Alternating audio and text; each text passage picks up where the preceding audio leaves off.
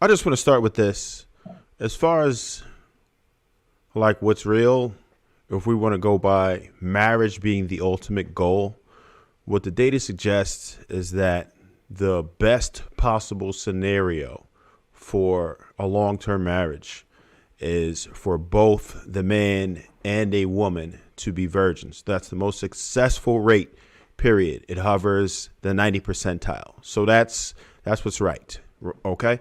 So with that, we have to understand that starting from young children, and this is something that I even know, right? Just my personal experience and people around me, neighborhoods like mine, from young, we are encouraged to chase after females, right? Anybody who's in my age group would know. I don't think they still do it now, but the whole catch a girl, get a girl thing, right? So Freak. from young, we're told, y'all familiar with that, right? Okay. So just think about that premise. Okay. Well, just think about that premise, right? I'm talking about elementary school. So you know how the game go. Or for those who don't, I'll explain it. So it'll be males, females, and then catch a girl, get a girl.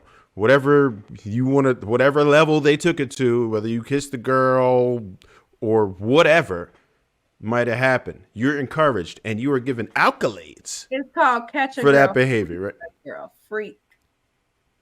Well, I'm from a different era, so I'm Yeah, 44. in So Chicago, that's that's what we called it back in the day. I'm talking about like the 80s. So yeah, that's what I'm saying. So the lingo may have changed, and I'm in the Northeast, so it might be a little different, but that's the premise of it, right? So I'm talking about from young, right? So even as an adolescent, a lot of dudes like to talk like they came out the womb as pimps or whatever. I wasn't. I didn't understand what the hell was going on with females. It took a little while. I didn't really know what I was doing until like as a teenager. So what? you didn't get the same type of respect if you couldn't acquire women. So I had to develop charisma and worry about all of the things that might have been wrong with me at the time to be able to achieve that goal. And once I started to do it, my confidence grew and everything else. And outside of like charisma, everything else is like a sign of success or what attracts, like people appreciate just period. Whether you're tall, whether you're big, if you start getting money, you start doing well, whether you're excelling in sports or everything, it's just directly tied to success. So that's why we view it like, okay, now this is your level of achievement now. So now you have access to these women. And a lot of the things that we do as men, people buy the big cars, the big rims, you wear jewelry. It's for the women. That's what we're doing. So we're trying to show off our status to say, hey, look, I'm ready for this type of female right now. So that's why men would encourage each other, okay, and we'll test each other out.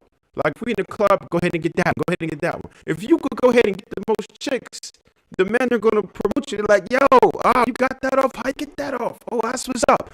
You're always rewarded for it, and females are always gonna reward you for it too, because females are usually attracted to men that they have the idea can get other women. They don't even want to talk to you if they feel like you are a woman or you can't handle women. You're not used to being around women, then a lot of times they're not even attracted to you. So they're just disassociate from you together because they don't want that.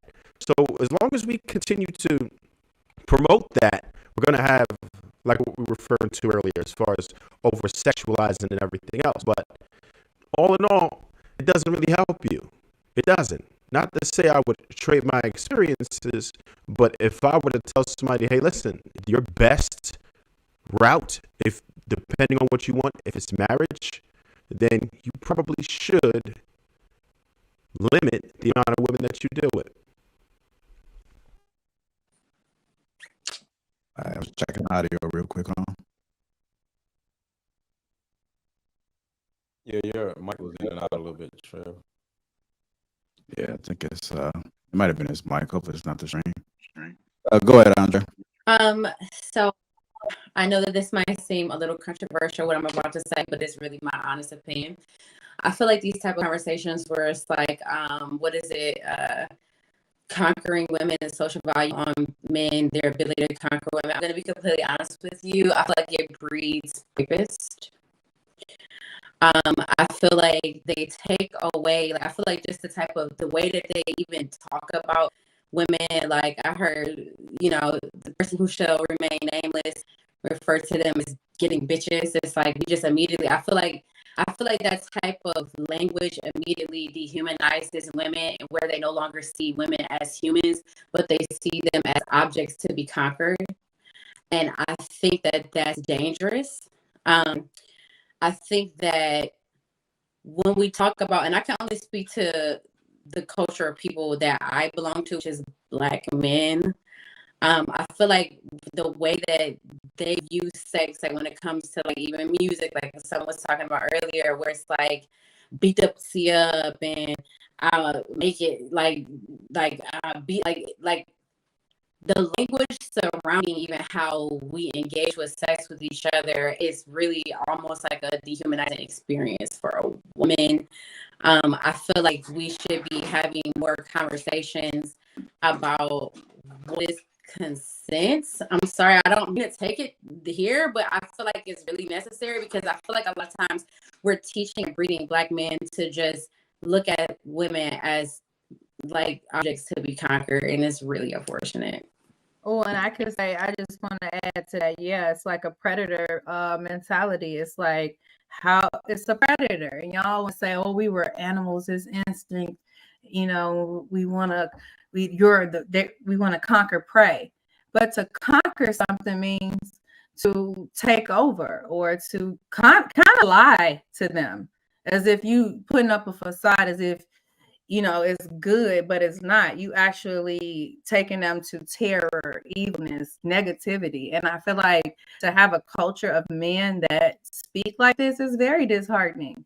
And I don't have to live in the hood. I don't live in the hood, and I don't associate with men like that to have it affect me in the way I feel when I listen to the music, when I see another Black woman being attacked and raped and hit in the head because she turned down one guy, or, and then y'all, I mean, like, if we're telling little kids bust it wide open and get hit from the back, and this is the music they're rapping at 5, then y'all turn around and tell women keep your legs closed. It's contradicting, and it's like she said, it breeds a predator, because y'all want to conquer as many women and not looking at us as human beings and people to build with in your community.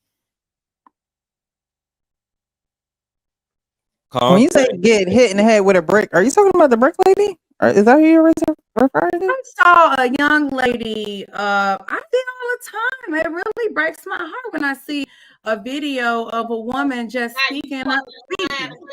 You ain't seen it all the time. I'm on the internet more than anybody. You ain't seeing it all the time.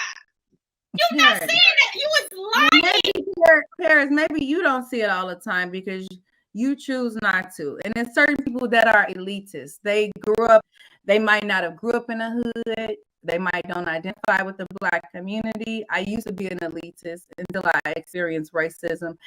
I mixed. I was like, what y'all talking about? It makes sense. That's y'all problem. That's y'all problem. Yeah, I used to be like, it does make sense. But when I was called an N-word, and wait. So then I had to educate myself. You just found it does so black a few years ago. You just found your Blackness. That's why you act like that. It makes sense. I found out about my Afrocentric desires about 10, 15 years ago. Fairly for a person like me who's been living it all my life. That's different. Well, it's not. Listen, that's called internalized racism. When you hate your life-skinned sister, when we both deal with racism, you cannot sit and try to ostracize me. Well, you talk to me like I'm not a sister. I never said I know. I just girl, just because you had to deal with it all your life, and I got treated a little bit special, I had to still deal with it. Why is it hurting you, baby? You jealous? No. Okay, I just said I can tell. You just found out you black. Let me tell you something, Paris. I think you're beautiful. I think you're cute too. But I can tell you also just found out you was black. You laid That's on not true. And you know what? And you don't read books. I've discovered that because everything you don't read it is all. not fast. You don't read the top anything. of your head, baby. You grew up. Baby, you want to see my library right there full of over books, baby. That's Baby, cool. I don't like to read, baby. That's why I'm able to educate you and the rest of Right these here. schools, baby. Hold on. Don't say the rest of these fools. Don't So if you- do that. No, sis, See, that's I one thing do you it. I do it beyond here. I know Somebody on the you say channel. I'm saying fools in the you world, try baby. to throw police, and then you try to throw ad hominem. Yeah, I'm throwing police because y'all gonna sit here and take what people say and personalize it if that's their story. Just because I can touch on the black community doesn't mean I get on men like you do. I'm gonna wait.